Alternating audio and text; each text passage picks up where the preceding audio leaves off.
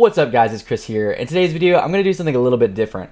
Being I work nearly full-time in Web3, I'm always in with the latest news and everything going on in the space. So I'm going to start a Friday weekly recap of all things NFTs across platforms. If you like this type of content, if you enjoy watching, if it helps catch you up, please be sure to like this video to let me know that you like this type of content. And of course, it supports YouTube algorithms. And if you're not already subscribed to the channel, subscribe to the channel. It helps me out a lot. So as stated, I'm going to take some major highlights. In this video, I'm going to be talking specifically a little bit about VeVe, a little bit about BatCals, a little bit about Bored Ape Yacht Club, and the general overview of the NFT market. So without further ado, let's get right into it. As far as VeVe goes, the biggest news of the week is something that I've already made a short and a video on, and that is definitely the VeVe art auctions. There's not a whole lot more that I can say. If you didn't watch my short, then know that David Yu did allude to possibly bidding on this piece by Ron English. Just by bidding, could have something else there. Of course, it's speculation, but I went ahead and went to the web app because you can't do it over the phone app and put a $1 bid on for this piece.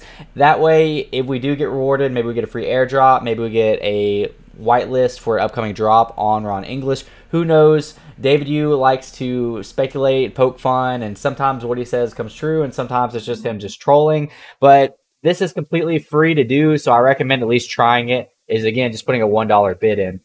Moving on to the next thing, we have earlier in the week on August 16th, we have MattMason.eth, which is the chief content creator for Palm Network, huge in the startup of BatCals, tweeting out that FYI, the Harley Quinn drop will be a free mint early access for BatCals, and then first come, first serve for everyone else. What this is saying, it's pretty straightforward, but BatCals will actually get first chance at this Harley Quinn drop. And not just that, it's free. I'm not too sure if there's going to be any kind of gas charge or anything like that, but we do know that by holding a BatCal right now, you do get this drop for free, so that's pretty cool.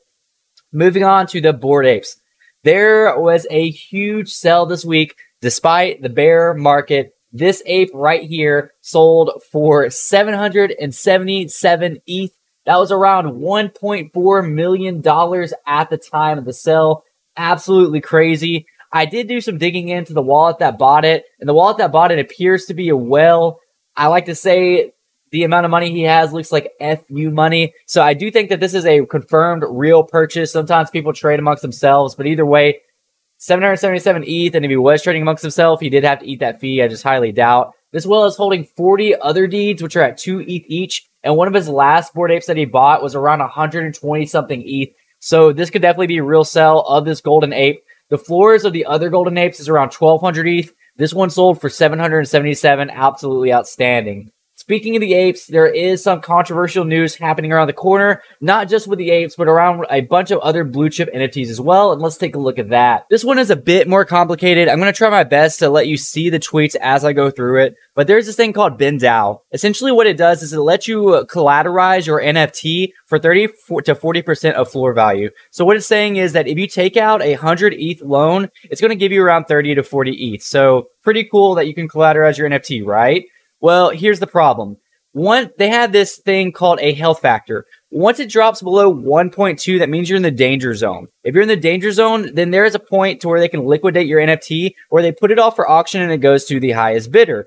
The problem here is that we have 45 Bored Apes with a health factor that is in the danger zone of 1.2. If you scroll back up to the top of the tweet, that's around 32,267 in ETH, around $59 million worth of NFTs used to be as collateral loans on the BinDAO alone. So this is just on this BinDAO. So not just the apes, but everything that could potentially go to the danger zone. So what will happen and what could happen is these NFTs could be bought on auctions for cheap and floored immediately, dropping the price of the blue chip collections. And as always, things typically swing with the blue chips. So if the blue chips take a hard fall, so does the rest of the NFT market. This is something that could be detrimental for the NFT market that nobody else is talking about. Right here, Cirrus at Cirrus NFT wrote a very good thread just talking about BinDAO, talking about this problem and what's around next. I went and did some deeper digging on the lives that I do on BinDAO, and it does look like that this is happening. It's also happening with Doodles, Azuki, and a couple of other NFT projects. Very interesting to look into. I highly recommend it, and again, just something that not a lot of people are talking about. There's my weekly recap. I hope you guys enjoyed it. Short and sweet. Again, we talked a little bit about VeVe, a little bit about BatCals, a little bit about Bored Apes and the general NFT market. If that did benefit you in any way, please like this video for the YouTube algorithms. I'll see you guys next time. Peace out.